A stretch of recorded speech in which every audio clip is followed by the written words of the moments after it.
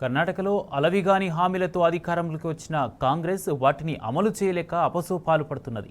కాదేది పన్నులకు అనర్హం అన్నట్టుగా సిద్ధరామయ్య సర్కార్ ప్రవర్తిస్తున్నది. తాజాగా పెట్రోల్, డీజిల్పై సేల్స్ ట్యాక్స్ను పెంచేసింది.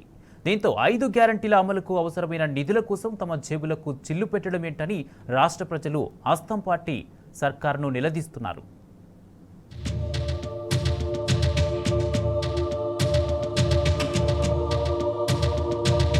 కర్ణాటకలో ఏడాది కిందట అధికారంలోకి వచ్చిన కాంగ్రెస్ ప్రభుత్వం ప్రజలపై పన్నుల వాతను కొనసాగిస్తున్నది. 5 హామీల అమలుకు అవసరమైన నిధుల కోసం సామాన్యుల జేబులకు చిల్లు పెడుతున్నది. పెట్రోల్, డీజిల్పై సేల్స్ ట్యాక్స్ ను పెంచుతూ నోటిఫికేషన్ జారీ చేసింది. పెట్రోల్ పై సేల్స్ ట్యాక్స్ ను 25.92% నుంచి 29.84%కి, డీజిల్ పై 14.3% నుంచి 18.4%కి పెంచింది. దీంతో లీటర్ పెట్రోల్ ధర 3, లీటర్ డీజిల్ ధర 3.02 మేర పెరిగింది. తాజా పెంపు వెంటనే అమల్లోకి వస్తుందని ప్రభుత్వం ఆ ఉత్తర్వుల్లో వెల్లడించింది.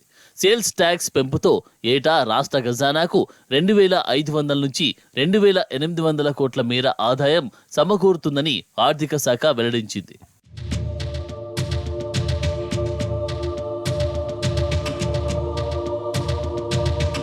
నిరుడు అసెంబ్లీ ఎన్నికల ప్రచారంలో 5 గ్యారంటీల ప్రచారంతో ఊదరగొట్టిన కాంగ్రెస్ ఎట్టకేలకు అధికారంలోకి వచ్చింది. అయితే ఆ హామీలను అమలు చేయాలంటే రాష్ట్ర ఖజానాపై ఏటా 52,000 కోట్ల భారం పడుతుంది. దీంతో గ్యారంటీల అమలుకు అయ్యే వ్యయాన్ని తగ్గించుకోవడానికి ఛార్జీల పెంపు, పన్ను వసూళ్లకు సర్కారు తెగబడుతున్నది. ఉచిత విద్యుత్ అంటూ ఊదరగొట్టి ఛార్జీల పెంపునకు తెరతీసింది. మహిళలకు ఆర్థిక భరోసా ఇస్తామన్న గృహలక్ష్మి స్కీమ్కు కొత్త ఆంక్షలు జోడించింది. ఆడబిడ్డలకు ఉచిత బస్సు సర్వీసులంటూ ఊరించిన శక్తి స్కీమ్లో వయస్సు, వృత్తి అంటూ కొత్త పరిమితులు తెచ్చింది. బస్సు సర్వీసులను తగ్గించింది.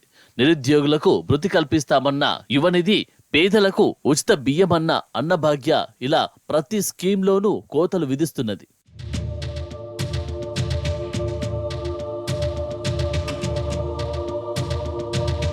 6 గ్యారంటీల పేరిట అలవికాని హామీలనిచ్చి తెలంగాణలోనూ కాంగ్రెస్ అధికారంలోకి వచ్చింది. దీంతో కర్ణాటక మాదిరిగానే హామీల అమలు పేరిట ఇక్కడ కూడా పన్నుల వాతకు రేవంత్ సర్కార్ యోచించవచ్చని సోషల్ మీడియాలో పలువురు నెటిజన్లు కామెంట్లు పెడుతున్నారు. అదే జరిగితే ఆర్థికంగా తమ పరిస్థితి మరింత దిగజారుతుందని సామాన్యులు భయపడుతున్నారు.